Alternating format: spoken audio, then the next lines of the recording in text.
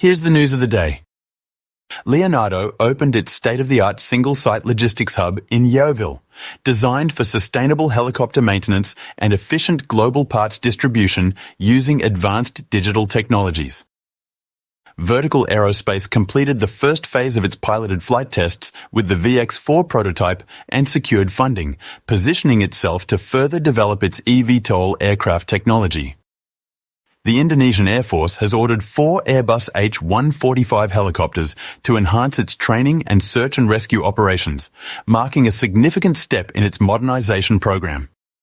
Robbie Brown has been appointed chairman of Scotland's Charity Air Ambulance, leading the charity as it continues to expand its life-saving helicopter emergency services across Scotland. Leonardo delivered the 100th TH-73A Thrasher helicopter to the US Navy, marking a key milestone in modernizing naval aviator training with advanced digital avionics and safety systems.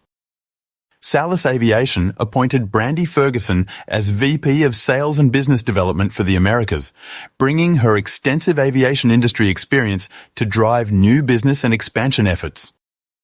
Canary Drone launched a new route from Edmonton Airport to Academic Medical Clinic, enhancing sustainable last-mile delivery with Drone Delivery Canada and Montana First Nation.